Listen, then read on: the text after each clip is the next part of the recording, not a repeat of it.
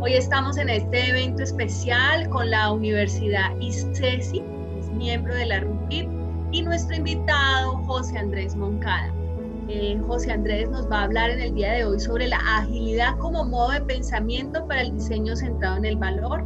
Recordemos a todos que la metodología será que vamos a estar hablando aquí con José Andrés más o menos unos 45 minutos y luego vamos a tener un espacio para preguntas. Así que, bueno, sin más preámbulos, le voy a dar paso a José Andrés Moncada. Primero quiero presentarte, José, decir tu perfil. Como lo mencionamos hace un momento, José Andrés es profesor del Departamento de Tecnologías de Información y Telecomunicaciones, es magíster de Informática y Telecomunicaciones y es en este momento miembro de la Universidad ICESI. Entonces, José Andrés Moncada Quintero es diseñador de medios interactivos, magíster en Informática y Telecomunicaciones con énfasis en Ingeniería de Software y Científico de Datos. Miembro del equipo InLab del Centro de Innovación de la Universidad ICESI, es profesor tiempo completo del Departamento de Diseño y Tecnologías de la Información y las Telecomunicaciones. José es diseñador de medios interactivos, magíster en Gestión de Informática y Telecomunicaciones con énfasis en Ingeniería de Software. Tiene una amplia experiencia empresarial de base tecnológica, es mentor experimentado en el programa de APSCO del Ministerio de la Información y las Telecomunicaciones. Asimismo, José Andrés es asesor en procesos de automatización de ambientes y creación de experiencias interactivas. Es director de proyectos de grado del programa de diseño de medios interactivos, becario del programa del MIT IT en aplicaciones móviles, cuenta con habilidades en la creación de aplicaciones móviles nativas, conceptualización de ecosistemas de interacción enriquecida a través de múltiples dispositivos. José Andrés tiene más de 10 años de experiencia en aspectos relacionados con el diseño interactivo y el impacto de la experiencia de usuario en la creación de modelos de negocios centrados en la tecnología. Bueno, tenemos un invitado de lujo hoy, José Andrés Moncada. De nuevo, agradecerte por ser parte de nuestro Café Consentido en esta mañana del día de hoy para hablar de agilidad como modo de pensamiento para el diseño centrado en el valor. José, muchísimas gracias y bueno, el auditorio es tuyo. Gracias. Claudia, muchísimas gracias nuevamente por la invitación. Pero en primera instancia, eso cuando lo están presentando a uno, más o menos es como cuando le están cantando el cumpleaños, uno no sabe dónde mirar, no sabe qué hacer. Normalmente cuando uno escribe eso no se imagina cómo suena y pues termina siendo un poco extraño. Como les dijo Claudia, yo soy José Andrés Moncada, todo el mundo casi que me dice Monk, es mi apodo y lo tengo casi que desde el colegio y se ha ido modificando en el tiempo. Es un gusto para mí poder estar aquí con ustedes hoy. Sé que pues estar un rato más allá después de todo lo que tenemos que estar con este tiempo de teletrabajo, cuarentena y demás no es fácil, así que pues de entrada les doy las gracias por hacer el esfuerzo de acompañarnos. Hoy vamos a hablar de un tema y el título, créanme, es más rimbombante de lo que en realidad hay por dentro, pero es algo que si las organizaciones comienzan a hacer, y eso incluye a las universidades, pues definitivamente vamos a lograr unos aspectos bien interesantes. Lo primero es que pues yo soy este personaje, y este personaje básicamente vive de la tecnología, trabaja por la tecnología, le fascina la tecnología, pero se formó en un elemento muy importante y es entender al usuario. En diseño de medios interactivos nos dedicamos a entender al usuario y bueno, la vida o de alguna forma la experiencia me ha llevado a conectar eso con diferentes aspectos y situaciones particulares. Tuve la oportunidad de trabajar en el Mintic y apps.co en un proyecto súper bonito de acompañamiento a emprendimientos. Yo había sido emprendedor un poco antes, había ganado y perdido como siempre en los emprendimientos y aprendido en el proceso, que es lo más valioso. Y creo que todo este camino, la experiencia en MIT IT formó habilidades para adaptarse y ser un poco más ágil mentalmente hablando. Entonces, pues comencemos. ¿De qué se trata esta charla? Esta vaina de la agilidad como modo de pensamiento para el diseño, centrar el valor. Pues comencemos a decir que es un tema centrado aquí. Esto es una charla que tiene su corazón puesto en la innovación, en tres aspectos que resultan bien valiosos o importantes cuando uno habla de innovación. Y el primero tiene que ver con las personas, esa característica de deseabilidad que queremos en esos productos y servicios que diseñamos. El segundo es la factibilidad vista desde el punto de vista de la tecnología. Y el tercero, finalmente, es un tema de negocio, de viabilidad. Y aquí vamos a ver que la razón por la que pongo aquí centrado en el valor y no centrado en los ingresos, los recursos o otra cosa que parezca más financiera, es porque el valor viene representado en muchas formas distintas. En términos generales, para que pongamos un poco de contexto, me gustaría hacerles una recomendación para quienes no hayan tenido la oportunidad de verlo, y es un TED de Timothy Prestero que se llama Diseño para las personas y no para obtener premios. Lo voy a parafrasear un poco para que no nos gastemos unos minutos viéndolo, además porque el proceso seguramente de la red no nos va a ayudar a verlo también a través de Zoom. Entonces es una invitación a que lo busquen, y básicamente lo que dice Timothy es que como un nuevo diseñador muy talentoso por demás, tuvo la posibilidad de crear productos y servicios que fueron capaces de ganar premios y llevarlo a importantes revistas, pero descubrió en ese proceso que sus diseños habían sido creados para ganar su premio de diseño y no para resolver problemas reales de las personas, porque les carecían de contexto y carecían de unos elementos más allá de su visión como diseñador. A partir de eso formó una compañía, una alianza o digamos una iniciativa que se llama Design That Matters, y básicamente habla de por qué el diseño y nuestro rol como diseñadores, innovadores, porque para mí diseño e innovación básicamente están de la mano todo el tiempo. ¿Por qué nosotros deberíamos siempre pensar en que en realidad estemos teniendo un impacto sobre nuestro contexto? Y aquí entramos en este componente, y es, estoy casi seguro que muchos de ustedes han escuchado esta palabra, y la palabra valor, pues en algunos contextos dirían que se ha manoseado un montón y la han utilizado en qué cantidad de maneras, y pues en términos prácticos la han relacionado directamente con el dinero.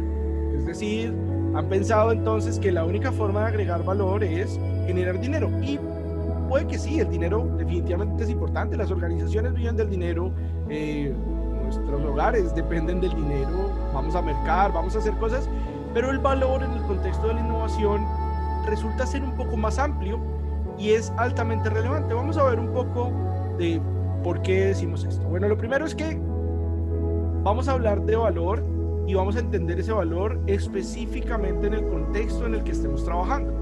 De lo contrario, tendremos una visión parcializada únicamente y nuestra solución no estará acotada y por lo tanto podría llegar a ser no tan innovadora. Terminaríamos ofreciendo algo que tal vez ya existe en ese contexto. Pero entonces, ¿qué es el valor? Bueno, lo primero es que en innovación partimos de una situación problema, tratamos de entender el contexto y definimos quiénes son los usuarios o el usuario que está viviendo esa situación. Hace unos días sostenía una conversación con un equipo de la universidad, de otra facultad, y hablábamos de esa palabra usuario y lo que significaba para algunos contextos la idea de que una persona está haciendo uso de algo y toda la discusión que se podía generar al respecto.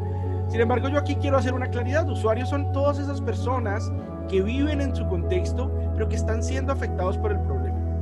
Recuerden que esos problemas vienen de los comentarios, vienen de cosas que nos dicen en el día a día, cosas que incluso vemos en el día a día y se nos han vuelto de alguna manera un paisaje, y olvidamos que como humanos, ni siquiera como diseñadores, sino como humanos tenemos una capacidad para resolver problemas. Y cuando logramos alinear estos componentes y nos damos a la tarea de dejar de ser actores pasivos en ese contexto, pues descubrimos que hay unas oportunidades bien interesantes, y esas oportunidades son las que nos van a permitir generar valor.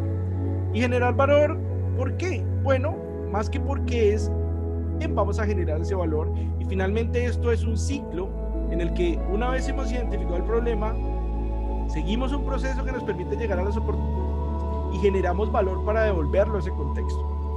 Claro, ese valor puede ser dinero y puede ser dentro de una organización, pero podría estar dentro del contexto de alguna comunidad, dentro del contexto de, qué sé yo, mi unidad residencial o cualquier situación, mi oficina.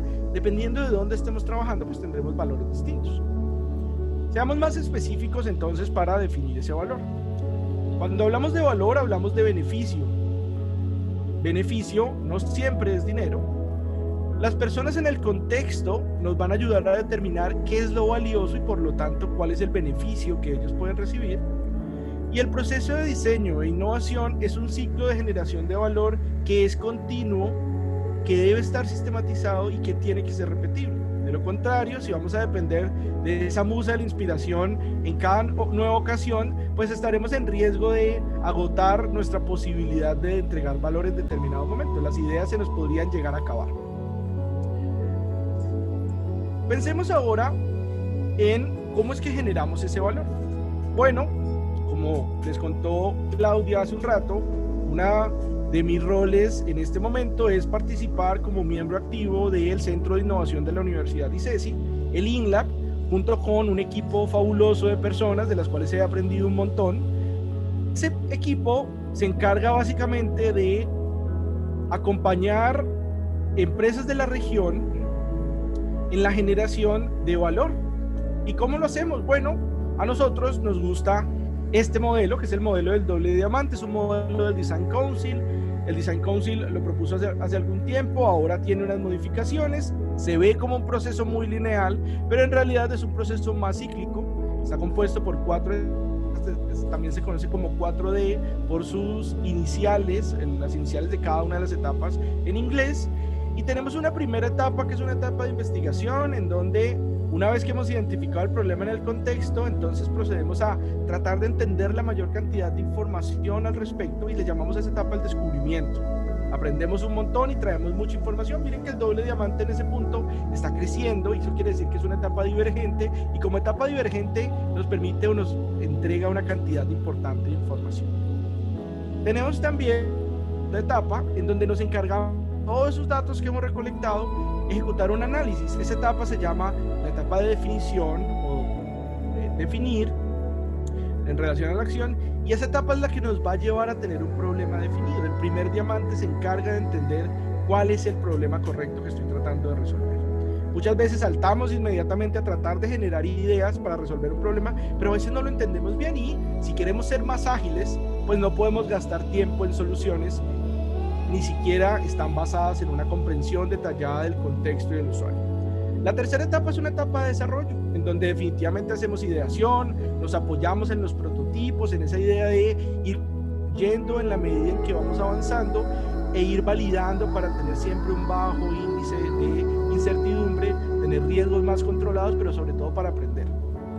Y una última etapa que nos lleva a poder poner esa solución en el contexto es la etapa de entregar, en donde hacemos implementación, modelos de negocio, donde establecemos alianzas, donde hacemos todo lo necesario para que en realidad este proyecto salga a la luz o vea finalmente ese contexto en donde comenzó todo. ¿De qué se trata esta charla entonces? Bueno, ya dijimos que es diseño centrado en el valor y ya entendemos un poco qué es el valor. Pero ahora hablemos de otro componente de ese título y es la agilidad. Para la agilidad tenemos que entender que la agilidad pensada como los marcos de agilidad, como Scrum, como XP, como Kanban y como todos esos que seguramente algunos de ustedes ya han escuchado, es mucho más que ir más rápido. En realidad, cuando hablamos de qué es agilidad, no hablamos tanto de velocidad únicamente, sino que vamos a ver un poco de que hay otros valores que son relevantes ahí. Vamos a hablar un poquito de cómo nos hacemos más ágiles y por qué es importante ser ágiles en un mercado o en un mundo como en el que estamos ahora. La agilidad se trata más de adaptación que de velocidad. Y este es un ejemplo súper simple que muestra que las jirafas fueron creciendo o aumentando el tamaño de su cuello, adaptándose al crecimiento de la fauna para poder comer. En algún punto, pues ya no se podía crecer más el cuello y uno se preguntaría, bueno, ¿y por qué no se diversificaron y comieron otras cosas? Eso mismo les pasa a las organizaciones, y es que las organizaciones son hoy organismos vivos que son altamente cambiantes, pues porque definitivamente dependen de las personas. Y como dependen de las personas, nosotros tenemos que ayudar a entrenar a esos equipos y a esas personas para que efectivamente nos ayuden en el proceso de resolver esos problemas o esas situaciones que se nos presentan. Les decía que esta adaptación es casi que un tema de supervivencia en las organizaciones y que hoy las organizaciones están más preocupadas que nunca porque cada vez el entorno les cambia más rápido. En términos prácticos, la forma en cómo nos hacemos más ágiles viene un poco del mundo del software. ¿Cómo eran los proyectos de software hace algún tiempo? Bueno, eran proyectos muy grandes inversiones, había un montón de incertidumbre técnica, pues estábamos como terminando de inventar este mundo del software, y de alguna manera los proyectos tendían a fallar de manera significativa. Es decir, habían proyectos que tras algunos años de desarrollo terminaban siendo proyectos abandonados con un montón de pérdidas en dinero, y entonces un grupo decidió generar algo que se conoció como, o se conoce aún porque es la base del trabajo de agilismo, como el manifiesto ágil. Y el manifiesto ágil, entre otras muchas cosas, recomendadísimo leerlo, ahí les he dejado un enlace donde está el manifiesto y hablan de los detalles y las características. Por demás, casi todos los frameworks o los marcos de trabajo que tenemos hoy en agilidad están basados o se han acompañado específicamente de este conjunto de valores o elementos que estaban buscando estas personas. Recuerden que viene del mundo del software, pero vamos a tratar de adaptarlo a un contexto en donde pues todas las organizaciones podrían ser más ágiles, y es, lo primero que están buscando es priorizar los individuos y las interacciones antes que procesos y herramientas, porque los procesos y herramientas nos obligaban a actuar como estaban diseñados esos procesos, y las herramientas que no habían sido diseñadas para el usuario terminaban haciendo que los individuos y las interacciones se desaparecieran entre un montón de burocracia, a veces técnica, a veces de formatos, a veces de otras características. Y aquí en particular algunos de los frameworks lo asumen como usted necesita tener contacto entre las personas de su equipo de manera constante. Permítales a ellos retroalimentarse como equipo de manera que puedan avanzar y aprender unos de los otros. El segundo elemento es software funcionando por encima de una documentación extensa. Quienes vienen del mundo del software usualmente no gustan mucho de la documentación y termina siendo una tarea muy difícil cuando no se hace de manera juiciosa. Y no es que vamos a eliminar la documentación, lo que pasa es que vamos a priorizar aquel producto que el cliente nos puede validar o que el usuario nos puede decir, sí, mire, esto era lo que yo quería, esto resuelve mi problema, venga, le muestro cómo lo resuelve. Y entonces ese software funcionando se convierte en producto que genera valor. ¿Cuál valor? No, pues un beneficio económico, el que ustedes quieran, el que responda a su contexto. Recuerden que aquí la definición de valor es más amplia. Después vamos a un tema que es con el cliente, y es que durante mucho tiempo diseñadores, ingenieros y otras personas encargadas de generar ese valor se fueron y se encerraron a construir esas obras preciosas de su propia imaginación, y cuando se lo mostraron al cliente le dijeron, mire, esto es lo que he creado para usted, pues ese cliente o ese usuario les dijo, no, pues es que eso no es lo que yo necesito, yo siento que no corresponde con lo que yo me estaba imaginando, y aparece todo el tema humano. Así que antes de una negociación contractual, que es, pero yo le dije a usted que le iba a hacer este requerimiento, y ahí están, es colabore con su cliente, colabore con su usuario, con las personas de su contexto, para que ellos mismos, con su ayuda como facilitador, moldeen las soluciones de manera que termine siendo justo lo que ellos querían. Usted facilitó el proceso y la incertidumbre todo el tiempo fue muy baja. Aún en un mundo altamente cambiante, usted fue capaz de irse ajustando de manera efectiva. Posteriormente tenemos un tema de la respuesta ante el cambio, y es que estos proyectos de los que les hablo, que eran proyectos que tendían al fallo catastrófico y caro, seguían un plan, y el plan no estaba mal. Lo que pasa es que fue construido en un mundo distinto al mundo que 2 años más tarde estaba viviendo esa compañía, y por lo tanto el proyecto ya no tenía sentido y por eso terminaba cancelado. Sí, Design Thinking tiene un poder interesante, le permite empatizar, conocer al usuario, definir sus necesidades, avanzar de manera ordenada a través del proceso y repetirlo. Lean Startup ha generado negocios muy potentes. Definitivamente la idea Agile nos permite desarrollar productos que tienen impacto todos los días en cada entrega para el usuario, pero como equipos debemos entender que lo importante es entender que hay 2 momentos, o que debemos fijarnos en 2 momentos. Un primer momento que es entender cuál es el problema y poderlo resolver. Por eso el doble diamante tiene esos 2 momentos. Y otro momento es donde construimos la solución final, donde ya no hay tantos prototipos, sino que tenemos un producto vivo que va cambiando en el tiempo. Ustedes, como les digo, van a encontrar muchas opciones. Aquí la recomendación es conózcanlas pero adáptenlas a la necesidad que ustedes estén viviendo. Puede que el Lean Startup sea interesante, Lean UX para ustedes resulte bien, puede que el objetivo por tiempo y demás, o lo que funciona para el equipo en el que ustedes están, sea Google Design Sprint o lo que sea, pero conózcanlo, adáptenlo, y entre más conozcan, más se van a dar cuenta que los elementos en común son mucho más que los elementos distintos, y por lo tanto ustedes van a interiorizarlo como modo de pensamiento y no solamente como estoy siguiendo una lista de chequeo que dice, bueno, en este momento hay que idear, ¿cómo se hace idear? Entonces nos volvemos muy cuadriculados y perdemos la agilidad. Aquí la clave es adáptese y entienda los modelos de manera que usted lo pueda usar en el contexto que quiera. Con esto entonces podemos decir que la agilidad definitivamente es un modo de pensamiento, y ya sabemos que el diseño debe estar centrado en el valor. Sabemos que el valor no necesariamente es dinero, aunque puede ser, pero ahora ¿cómo combinamos esta vaina? ¿Cómo decimos, bueno, yo quiero agilidad más, agilidad como modo de pensamiento, más el tema de centrarlo como valor? Y aquí surge el que se llama como el concepto de innovación ágil, que es esos dos elementos juntos, pensando en un contexto en donde innovo de manera repetible. Bueno, y ahora, nuevamente, para repetir, todo comienza por las personas. ¿Y cómo comienza por las personas? Bueno, dentro de las organizaciones, ustedes van a tener equipos facilitadores, que en muchos casos podrían ser ustedes mismos esos facilitadores, y directivos, o a veces en las empresas más pequeñas o en las organizaciones más pequeñas tenemos todo combinado. Y al final de todo este asunto, lo importante es que usted sea capaz de construir una cultura que sea organizacionalmente ágil e innovadora. ¿Cómo se logra eso? Bueno, diferentes marcos tienen diferentes enfoques. Veamos, por ejemplo, lo que plantea Scrum. En Scrum, uno básicamente entre líneas le dicen, todo el mundo tiene que darse a la tarea.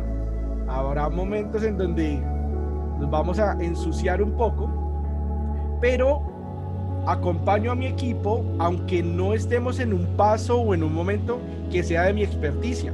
Y a eso le llaman equipos T-shape, equipos que tienen un componente especializado, pero al mismo tiempo tienen habilidades que les permiten balancear el equipo. Un poco el objetivo de Scrum como marco ágil dentro de este contexto con los equipos es que las personas se desarrollen más allá de una única capacidad. ¿Cómo funciona esto? Bueno, si yo soy experto únicamente en una cosa, entonces soy un I-shape. Si soy experto en nada, pero sé hacer un montón de cosas, entonces soy un generalista. Y lo que busca Scrum es que todas las personas tengan una forma de T. ¿Por qué? Porque balancea mejor el equipo, porque si alguna persona en determinado momento está muy cargada, a alguien le puede acompañar, y porque adicionalmente hace que las personas estén interesadas en todo el tiempo aprender. Si pasas toda tu vida haciendo lo mismo, tal vez ya no es tan divertido. Si haces de todo, pero sientes que no te desarrollas en nada, tal vez no es tan divertido. Si haces algunas cosas muy bien, pero todo el tiempo estás aprendiendo y quieres llegar a este mismo nivel, entonces estás haciendo algo que resulta apasionante y genera mayor confianza en el equipo, y por lo tanto favorece esa creatividad y sobre todo la idea de ser más ágiles.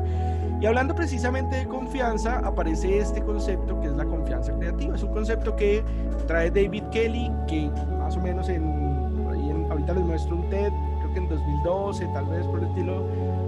Un TED muy lindo porque habla de unos componentes del cual uno puede resumir lo siguiente. Uno puede decir, miren, las organizaciones deberían, en relación a sus colaboradores, empoderarlos de confianza para que puedan liberar su potencial. Favorecer un ambiente seguro de experimentación, de lo contrario nadie va a querer arriesgarse y por lo tanto habrá pocas ideas, pocos experimentos, pero lo más grave es que habrá poco aprendizaje y no aprender en un mundo que cambia tan rápido, pues ya sabemos que casi que es cuestión de vida o muerte. Y debería establecer un sistema de reconocimiento que fije a esa persona que está haciendo un esfuerzo importante, más allá de, es que ese es su trabajo, ¿no? Su trabajo es entregar su mayor potencial. Si lo está haciendo, déjaselo saber, reconócelo de alguna manera. Y cuando establecemos ese sistema de reconocimiento, lo que vemos es que las personas comienzan a querer destacarse, comienzan a querer estar visibles y por lo tanto nos hacemos más ágiles en esa dinámica de crecimiento organizacional. Este es el TED del que les hablaba, se llama Cómo construir tu confianza creativa.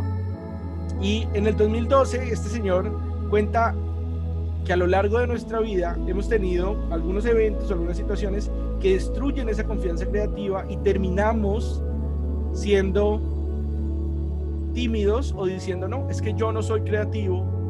Cada vez que hay que lanzarse a resolver un problema, encogemos los hombros, nos ocultamos, porque en algún momento alguien nos dijo, con el ejemplo que usa él, un proyecto que desarrollaba, que en teoría era un caballo, pero no parecía un caballo, y alguien le dijo, es la cosa más espantosa que he visto, eso no parece un caballo, y acabaste con la confianza de esa persona. Las organizaciones a veces hacen eso, y el esfuerzo de quienes quieren lograr una cultura de innovación es establecer un ambiente donde eso no ocurra, y si ha ocurrido se repare, y por el contrario se refuerce la confianza en un contexto en el que no hay tanto riesgo. El segundo componente, recuerden, estamos hablando de deseabilidad y aquí están las personas, es herramientas para esas personas. Nunca abandonamos al usuario, siempre pensamos en personas. Y deberíamos construir herramientas que ayuden en ese proceso de generación de valor, que sean usables, universales y útiles. Las organizaciones, en su mayoría, estuvieron centradas aquí durante mucho tiempo. Es funcional y se acabó el problema. Sin embargo, aunque funcionaba para quien lo había creado, pues el resto de nosotros estábamos en una situación terrible, teniendo que aprender a utilizar software que no andaba tan bien para nosotros o que terminaba siendo una experiencia no grata. Posteriormente nos hicimos más inclusivos en el mundo de la tecnología y nos volvimos un tanto universales, y tenemos algunas opciones, aunque no tantas como quisiéramos, de accesibilidad y de componentes que le ayudan a las personas con condiciones diferentes o especiales a poder usar o que ese software vuelva a ser útil para él. Sin embargo, no nos hemos enfocado tanto en que sean usables, y de ahí que hoy tenemos un crecimiento súper importante de un perfil que en la universidad por demás trabajamos bastante fuerte, y es el tema de la experiencia de usuario. Y la experiencia de usuario en el contexto de crear factibilidad quiere decir que creamos herramientas para las personas que son fáciles de usar, que son divertidas de usar, que no se convierten en un martirio y que definitivamente resuelven los problemas. ¿Cómo logramos eso? Bueno, hay diferentes enfoques. A nosotros nos gustan dos. El diseño centrado en el usuario, que ahora se ha transformado en diseño centrado en el humano por unos aspectos metodológicos. Y aquí, ¿qué deberíamos hacer entonces para el componente de factibilidad? Deberíamos empatizar con el contexto y las personas, co-crear con los involucrados, probar y ajustar para poder iterar todo el tiempo. Diferentes herramientas, que hago un mapeo de la experiencia, que uso user persona, que me gusta usar escenarios y storyboards. Bueno, eso hace parte de las herramientas, pero al final aquí están los objetivos. Y ya esos objetivos estaban inmersos en Doble Diamante, y por eso les digo que este mundo del diseño, la agilidad y la innovación va muy de la mano, y por eso es más un modo de pensamiento, es darse a la tarea de hacerlo. Hemos cubierto ahora el título y nos queda entonces por decir cómo podríamos comenzar en este tema de ser más innovadores y más ágiles. Básicamente hay diferentes etapas, pero yo voy a hablar de una etapa en particular, que es la etapa de generación de ideas. Algunos puntos claves: entre más ideas mejor. Por un simple hecho estadístico, vamos a tener más oportunidades de encontrar una muy potente si tenemos un mayor número de ideas. A veces hay que presionarnos a nosotros mismos para que esas ideas lleguen, y hay técnicas que nos van a ayudar a generar ideas de manera más efectiva. Más allá de la lluvia de ideas, que es como la más conocida, hay un montón de alternativas que ustedes pueden utilizar. Ya habrá un momento de filtrar, así que no es el momento de andar juzgando las ideas. El momento de filtrar llega justo después, y en el filtrado de ideas uno debería entender que esas ideas deben estar alineadas con la estrategia de la organización y entender o acotarse muy bien al contexto. Producimos ideas potentes y entendemos el contexto, y en este punto, bueno, es fundamental para poder filtrarlas. Pueden ser incrementales, radicales o transformacionales. Llamaremos incrementales a aquellas ideas que tienen un bajo nivel de incertidumbre en el mercado y un bajo nivel de incertidumbre en la tecnología, pero que nos ayudan a hacer una explotación de una necesidad que tenemos ya mismo, que podemos hacer, que de pronto es un ajuste, una mejora o algo similar. Pueden ser radicales cuando tenemos incertidumbre alta en el mercado o en la tecnología, y entonces hay algunos aspectos que nos van a demandar un mayor índice de validación para ver qué tanto riesgo estamos corriendo. Y en definitiva, en el momento de filtrado, no podemos hacer que nuestra idea pase, no nos podemos enamorar de la idea, tendremos que seguir una rúbrica o un criterio de evaluación claramente definido para que primero, sintamos que es transparente y segundo, no tengamos problemas con posteriormente desarrollar ideas que pasaron porque nos gustaban y no porque fueran efectivas en el contexto. En el proceso de aprendizaje basado en el prototipo, seguimos en la etapa de desarrollo. Bueno, lo que queremos es fallar rápido. Aquí somos gente enamorada de fallar, porque aprendemos fallando y ese aprendizaje resulta ser barato. Los prototipos que construimos están basados en probar pequeños elementos e ir disminuyendo la incertidumbre. Permitir que los usuarios interactúen, por favor, si quieren ser ágiles, entréguenle el control al usuario y guíenlo por el proceso. Al final el usuario no sabe exactamente qué quiere, pero usted le está ayudando en ese proceso. Escuchar incluso más que cuando estábamos investigando. A veces ya no nos enamoramos de la idea, sino del prototipo, y es que se ve tan lindo, esta página tan chévere, me encanta esta aplicación, y entonces dejamos de escuchar al usuario que nos está diciendo qué es lo que necesita, y terminamos en unos líos al respecto.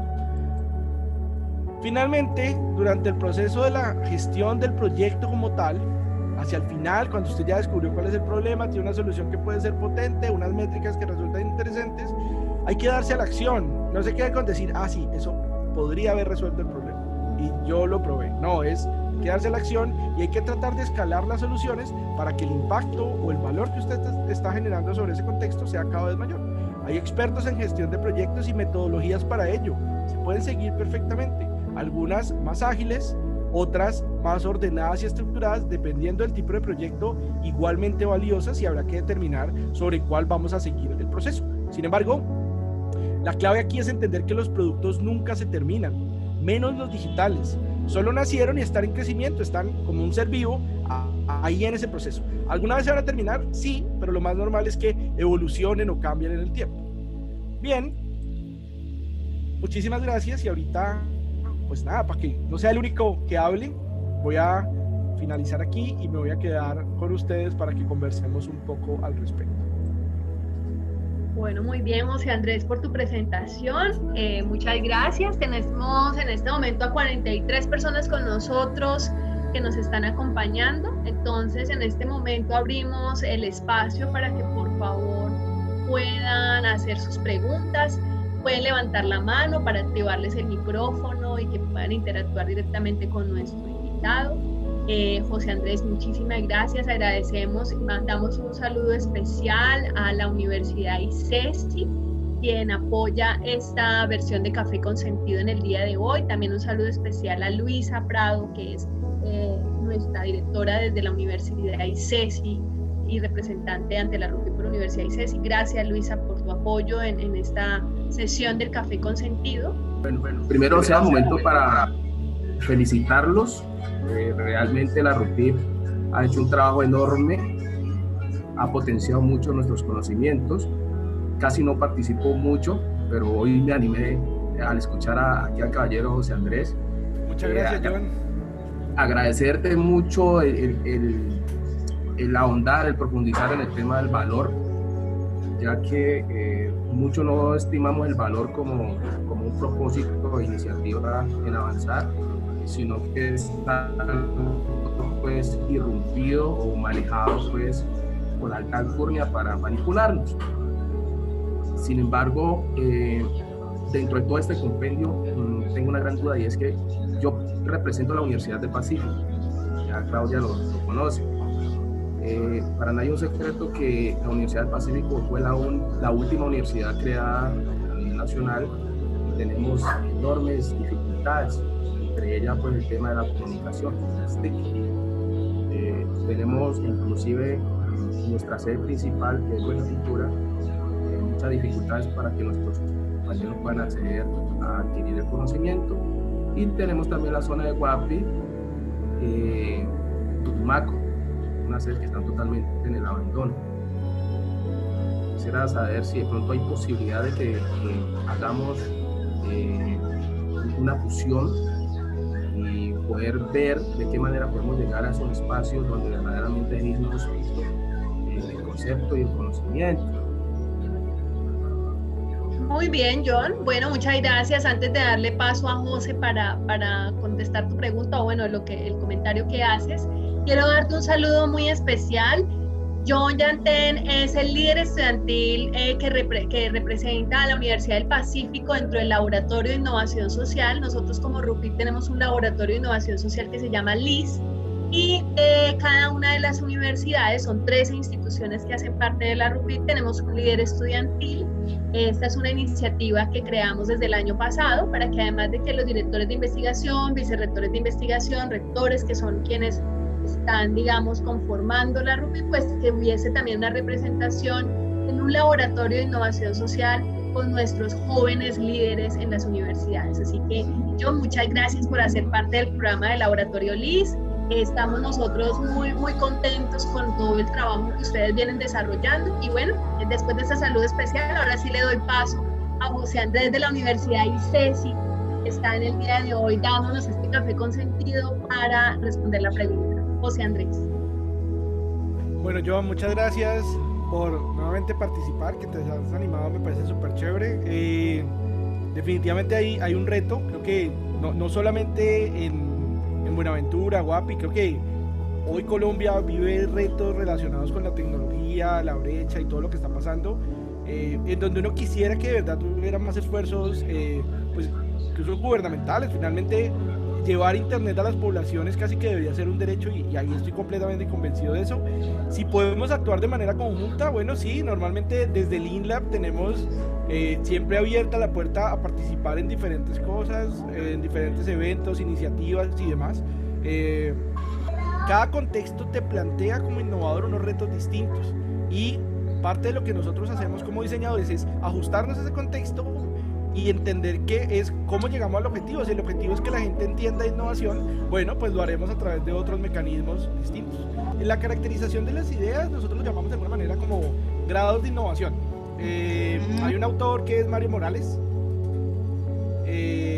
no sé si has tenido oportunidad, el libro se llama Dios a los mitos de la innovación, y la forma en cómo lo categoriza es entender si algo es innovador y no es innovador. Es difícil, ¿no? Es como, ¿esta vaina será innovadora o no? Entonces, nuevamente, yo trato de ser pragmático y decir, no, aquí la situación es de...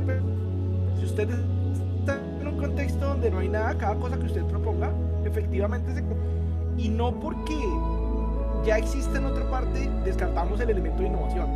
Aquí, nuevamente, el criterio importante es el valor. Entonces, lo que decía es incremental cuando son esas pequeñas mejoras, lo típico en términos de mejora continua. Como ya tengo algo, sé que las personas lo necesitan, tengo la tecnología para hacerlo, pero voy a ejecutar esta pequeña modificación que me entrega unos mejores indicadores, me da mejor tiempo, me cuesta un poquito menos. No es un gran cambio, el elemento lo sigues viendo, pero es significativo porque esas mejoras te permiten mejorar en el día a día. Ese es el primero, es como el detalle incremental. El segundo componente es el radical. Y aquí, recuerda, estamos basándonos, los ejes que tenemos en este componente es, de un lado, incertidumbre tecnológica, y del otro lado, la incertidumbre de mercado. Entonces, puede ser radical de mercado en un contexto en el que, ok, la tecnología existe, pero yo no sé si la gente va a querer eso. Entonces, hay innovación en el mercado porque es todo introducir algo que cambia las prácticas comunes, y creo que eso aplica en el contexto de las comunidades que estás trabajando. ¿Cómo son sus prácticas y a qué están dispuestos a cambiar? Y habrá radicales en términos culturales para llevarlo pues al contexto de la comunidad, o habrán otros radicales en términos de la tecnología, como ok, pues ellos nunca han utilizado esto, o no tengo acceso de este tipo en esta zona, ¿qué es lo que voy a hacer? Agradecerte nuevamente, José Andrés, por tu presentación, a todos los participantes, porque se genera esta sinergia, esta interacción, cual es sumamente positivo. Como les mencioné a algunas personas por el chat, todo este material José Andrés nos ha dado autorización para hacer la grabación, o sea que estará en nuestras redes sociales. Allí mismo van a poder encontrar también el material de las actividades pasadas que hemos realizado en los Cafés con Sentido y diferentes actividades que realiza la RUPIP.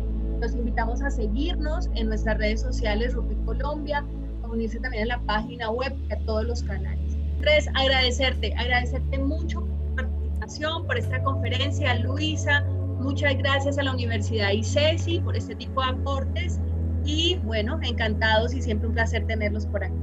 Muchísimas gracias a ustedes, gracias Luisa también por la invitación, el contacto. un gusto haber estado con ustedes.